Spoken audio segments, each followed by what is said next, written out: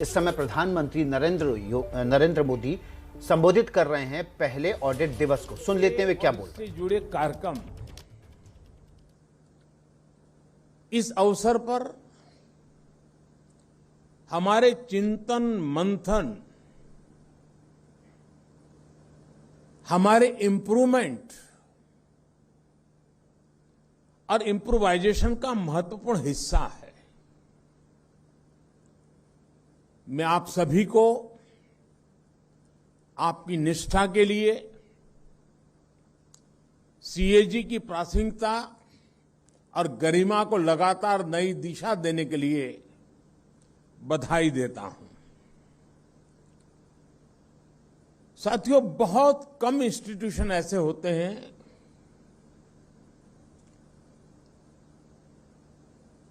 जो समय बीतते बीतते अधिक मजबूत होते हैं, अधिक मैच्योर होते हैं और अधिक उपयोगी होते हैं। ज्यादातर इंस्टीट्यूशन जन्म लेते हैं 3 दशक, 4 दशक, 5 दशक आते आते स्थितियां इतनी बदल जाती हैं कि वो कभी कभी अपना रिलेवेंस ही खो देते हैं। लेकिन सीएजी के संबंध में हम कह सकते हैं कि इतने सालों के बाद ये इंस्टीट्यूट अपने आप में एक बहुत बड़ी विरासत है, बहुत बड़ी अमानत है और हर पीढ़ी को उसे संभालना, उसे संवारना, उसके सजाना और आने वाली पीढ़ियों के लिए और अधिक उपयुक्त बना करके उसको संक्रमित करना, ट्रांसफर करना, मैं समझता हूं ये बहुत बड़ी जिम्मेवारी भी है।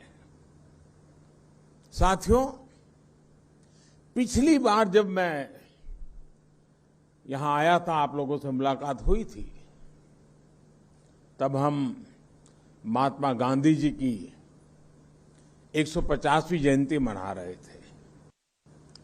उस कार्यक्रम में बापू की प्रतिमा का अनावरण किया गया था और आज जब ऑडिट डे का ये महत्वपूर्ण कार्यक्रम हो रहा है तो देश अपनी आजादी के 75 वर्ष अमृत महोत्सव मना रहा है। आज हमें देश की अखंडता के नायक सरदार पटेल की प्रतिमा के अनावरण का सौभाग्य मिला है। गांधी जी हो, सरदार पटेल हो या फिर बाबा साहब आंबेडकर, राष्ट्र निर्माण में इन सभी का योगदान सीएजी के लिए, हम सभी के लिए, कोटि कोटि देशवासियों के लिए बहुत बड़ी प्रेरणा है।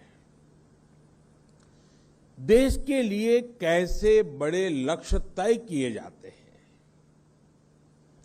कैसे उन्हें हासिल किया जाता है, कैसे व्यवस्था में परिवर्तन लाया जाता है, इन महान व्यक्तित्वों की जीवन गाथा हमें बहुत कुछ सिखाती है। साथियों, एक समय था जब देश में ऑडिट को एक आशंका, एक भय के साथ देखा जाता था। सीएजी बनाम सरकार, ये हमारी व्यवस्था की एक सामान्य सोच बन गई थी और कभी कभी तो ये भी हो जाता था कि बाबू लोग ऐसे हैं, ऐसा ही देते हैं। बाबुओं को लगता था सीएजी वाले ऐसे ही हैं कि हर चीज में उनको नुस्खा नजर आता है। हर एक की अपनी अपनी बात थी। लेकिन आज इस मानसिकता को बदला गया है। आज ऑडिट को वैल्यू एडिशन का अहम हिस्सा माना जा रहा है। सरकार के कामकाज का आकलन करते समय सीएजी के पास आउटसाइडर व्यू पॉइंट का एडवांटेज होता है। आप जो कुछ हमें बताते हैं उससे हम सिस्टमैटिक इंप्रूवमेंट्स करते हैं, उसे हम अपने लिए एक सहयोग के तौर पर देखते हैं। मुझे लंबे अरसे तक सरकारों का नेतृत्व करने का सौभाग्य मिला है। मैं जब गुजरात में मुख्यमंत्री था तब भी अपने अधिकारियों से कहता था और आज भी यही कहता हूं, सीएजी में जो डॉक्यूमेंट और डेटा मांगे जाते हैं वो तो आप जरूर दीजिए, अपने काम से जुड़ी दूसरी फाइल्स भी उन्हें दीजिए। इससे हमारे लिए और बेहतर काम करने का स्कोप तैयार होता है। हमारा सेल्फ असेसमेंट का काम आसान हो जाता है। साथियों, शुचिता और पारदर्शिता हमारे व्यक्तिगत जीवन में हो या सरकार में, ये हमारे लिए सबसे बड़े मोरल बूस्टर होते हैं। उदाहरण के तौर पर पहले देश के बैंकिंग सेक्टर में ट्रांसपेरेंसी की कमी के चलते तरह तरह की प्रैक्टिसेस चलती थी। परिणाम यह हुआ कि बैंकों के एनपीएस बढ़ते गए। एनपीएस को कारपेट के नीचे कवर करने का जो कार्य पहले के समय किया गया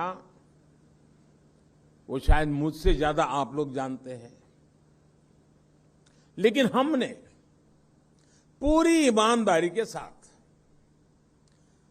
पिछली सरकारों का सच, जो भी स्थिति थी, देश के सामने खुल करके रख दी। हम समस्याओं को पहचानेंगे तभी तो समाधान तलाश कर पाएंगे। इसी तरह आपकी तरफ से फिस्कल डेफिसिट को लेकर, सरकारी खर्चों को लेकर लगातार आगाह किया जाता था। हमने आपके कंसर्न्स को सकारात्मक तरीके से लिया। अनयूज्ड और अंडर यूज एलिमेंट्स को मोनिटाइज करने के साहसिक निर्णय लिए। आज इन फैसलों के परिणाम फिर से गति पकड़ रही अर्थव्यवस्था, जिसकी चर्चा पूरी दुनिया में हो रही है, उसका स्वागत सम्मान हो रहा है। सीएजी में जब आप इनका व्यापक आकलन करेंगे तो मुझे लगता है कि इन फैसलों के कई ऐसे पहलू सामने आएंगे जो कभी कभी विशेषज्ञों से भी छूट जाते हैं। साथियों, आज हम ऐसी व्यवस्था बना रहे हैं जिसमें जो पुरानी सोच है, सरकार सर्वम, सरकार जानम, सरकार ज्ञानम, इस पुरानी सोच को हमने बदलने का तय कर लिया और उसका परिणाम सरकार का दखल भी कम हो रहा है और आपका काम भी आसान हो रहा है। Minimum government, maximum governance, contactless customs, automatic renewals, faceless assessments, service delivery के लिए ऑनलाइन एप्लीकेशंस, इन सारे रिफॉर्म्स ने सरकार के गैर जरूरी दखल को खत्म किया है।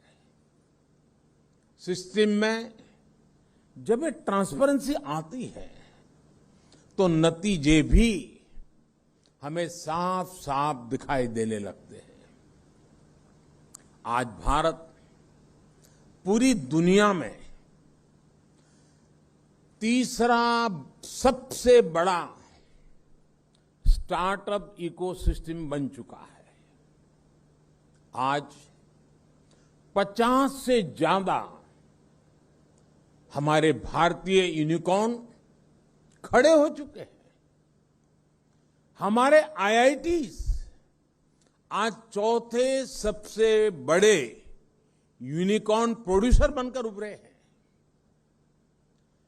मिनिमम गवर्नमेंट मैक्सिमम गवर्नेंस के इस अभियान में आप सभी को, देश की हर संस्था को सहभागी बनना है, ओनरशिप लेनी है, को ट्रैवलर के रूप में चलना ही चलना है। हमारी हर संवैधानिक संस्था के लिए ये अमृत काल का एक संकल्प 2047 में जब हिंदुस्तान शताब्दी मनाएगा तब देश को बहुत ऊंचाई पर ले जाने की ताकत के रूप में काम आएगा। साथियों, दशकों तक हमारे देश में सीएजी की पहचान सरकारी फाइलों और वही खातों के बीच माथापच्ची करने वाली संस्था के तौर पर रही है। सीएजी से जुड़े लोगों की यही इमेज बन गई थी और इसका जिक्र मैंने 2019 में भी जब आपके बीच में आया था मैंने उल्लेख किया था। मुझे खुशी है कि आप तेजी के साथ परिवर्तन ला रहे हैं, प्रक्रियाओं को आधुनिक बना रहे हैं। आज आप एडवांस एनालिटिक टूल्स इस्तेमाल कर रहे हैं, जियो स्पेशियल डेटा और सैटेलाइट इमेजरी का इस्तेमाल कर रहे हैं। ये इनोवेशन हमारे संसाधनों भी उसमें भी होना चाहिए और हमारी कार्यशैली में भी होना चाहिए। मुझे बताया गया है कि आपने प्रिलिमिनरी फाइंडिंग्स को फील्ड ऑडिट से पहले ही डिपार्टमेंट के साथ शेयर करना शुरू किया है। ये एक हेल्दी प्रैक्टिस है। जब आप इन प्रिलिमिनरी फाइंडिंग्स को अपनी फील्ड स्टडी के साथ कंबाइन करेंगे तब इसके परिणाम और भी अच्छे निकलेंगे। इसी तरह मैंने आपको सुझाव दिया था कि आप ऑफिस से बाहर निकलकर ऑडिटीज और स्टेक होल्डर से मिले। आपने इस सुझाव को स्वीकार किया है। पिछले साल फरवरी में सीएजी के सीनियर ऑफिसर्स और मिनिस्ट्री के सेक्रेटरी ने एक सेमिनार भी किया था। मैं इन प्रयासों की सराहना करता हूं और उम्मीद करता हूं कि ये सिलसिला सेमिनार तक ही नहीं रुकेगा। ये सीएजी और विभागों के बीच पार्टनरशिप में प्रोग्रेस करने का माध्यम बनेगा। जब मैं सुनता हूं कि एक ग्राम पंचायत की महिला प्रधान को आपने इस प्रक्रिया में शामिल किया है तो हम सब के लिए ये गर्व की बात है कि आज हमारी संस्थाएं इस तरह के ओपन एनवायरनमेंट में जमीन से जुड़कर काम कर रही है। ये इवोल्यूशन, ये अनुभव सीएजी को और उसके साथ साथ हमारी ऑडिटिंग मैकेनिज्म को एक नई ऊंचाई तक लेकर जाएंगे। जितनी स्ट्रांग और जितनी साइंटिफिक हमारी ऑडिटिंग होगी उतनी ही हमारी व्यवस्थाएं ट्रांसपेरेंट और मजबूत होगी। साथियों, कोरोना के मुश्किल समय में भी सीएजी ने कितनी तन्मयता के साथ काम किया, इसकी जानकारी मुझे मिलती रही है और अभी कुछ बातें मुर्मू जी से भी सुनने को मिली। दुनिया के दूसरे बड़े देशों से होती हुई कोरोना की लहर हमारे यहां पहुंची थी। इतनी बड़ी आबादी की चुनौती हमारे सामने थी। सीमित संसाधनों का दबाव हमारे हेल्थ वर्कर्स पर था, लेकिन देश ने इलाज से लेकर बचाव तक हर फ्रंट पर युद्ध स्तर पर काम किया। बड़े बड़े देशों के पास अगर व्यापक संसाधन थे तो हमारे पास अतुलनीय सामाजिक शक्ति थी। मुझे बताया गया है कि सीएजी ने भी अपने दायित्वों से आगे बढ़कर आम जनता को वैक्सीनेशन में भी मदद की।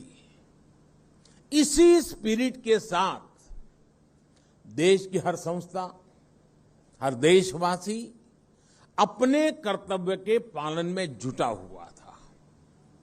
हमने ये नहीं देखा कि हमारा काम क्या है, हमने ये देखा कि हम क्या कर सकते हैं। इसलिए सदी की ये सबसे बड़ी महामारी जितनी चुनौतीपूर्ण थी, उतनी ही इसके खिलाफ देश की लड़ाई भी असाधारण रही है। आज हम दुनिया का सबसे बड़ा वैक्सीनेशन प्रोग्राम भी चला रहे हैं। कुछ सप्ताह पहले ही देश ने 100 करोड़ वैक्सीन डोज का पड़ाव पार किया है। मैं चाहूंगा कि अपने रूटीन कामकाज के साथ साथ सीएजी महामारी के खिलाफ देश की इस लड़ाई के दौरान जो अच्छी प्रैक्टिसेस डेवलप हुई है, उनका अध्ययन करें। देश ने इससे जो कुछ नया सीखा, नया अपनाया, जो सिस्टमैटिक लर्निंग हुई, वो भविष्य में ग्लोबल गुड प्रैक्टिसेस बनने में भी मदद करेगी। दुनिया को भावी महामारियों से लड़ने के लिए तैयार करेगी, मजबूती देगी। साथियों, पुराने समय में इंफॉर्मेशन स्टोरीज के लिए प्रसारित होती थी। कहानियों के जरिए ही इतिहास लिखा जाता था। लेकिन आज 21वीं सदी में डेटा ही इंफॉर्मेशन है और आने वाले समय में हमारी हिस्ट्री भी डेटा के जरिए देखी और समझी जाएगी। In future data will be dictating the history. और बात जब डेटा और उसके असेसमेंट की होती है, तो मैं समझता हूं आपसे बढ़कर के कोई मास्टर नहीं है इसका।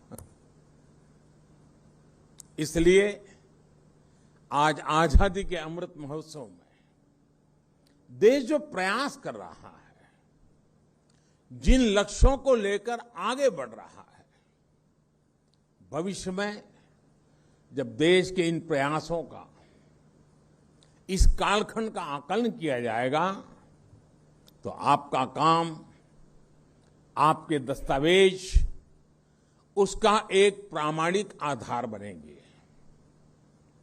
जैसे आज हम अपने स्वाधीनता संग्राम से जुड़े इतिहास को देखते हैं, उससे प्रेरणा लेते हैं, वैसे ही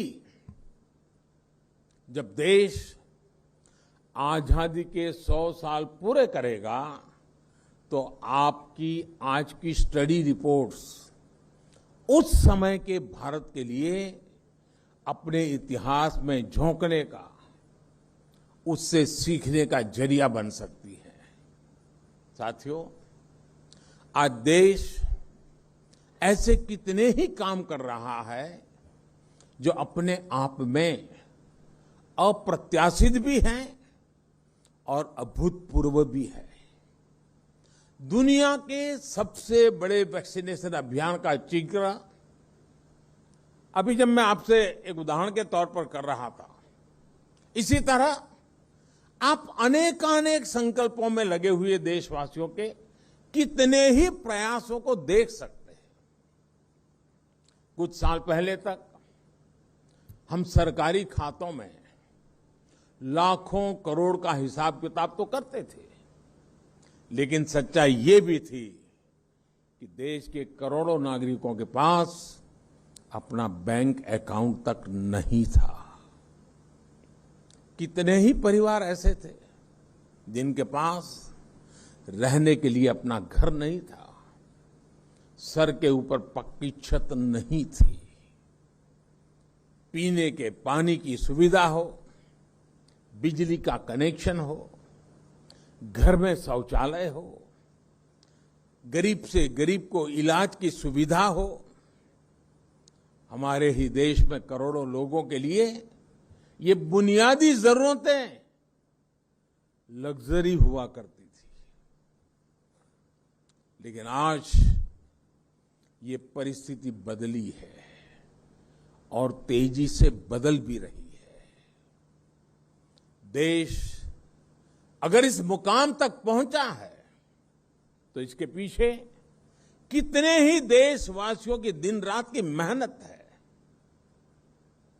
उनका कितना परिश्रम इसके पीछे लगा है।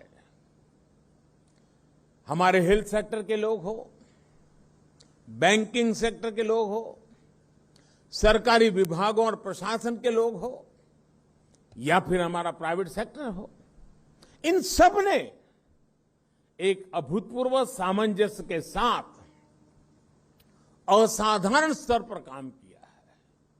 तब जाकर गरीब की चौखट तक उसके अधिकारों की डिलीवरी संभव हुई है। तब जाकर देश के विकास को ये गति हासिल हुई है।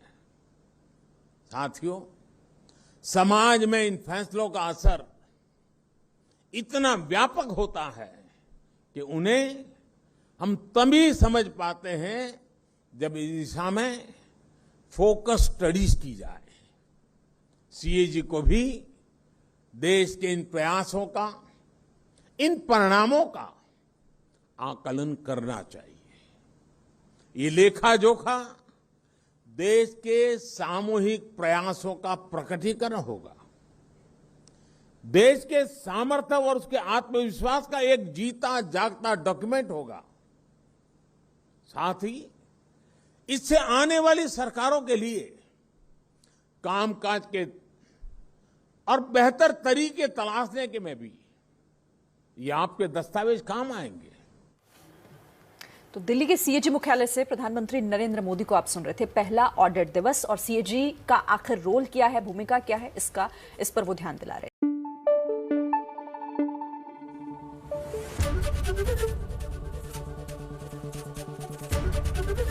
एबीपी न्यूज आपको रखे आगे।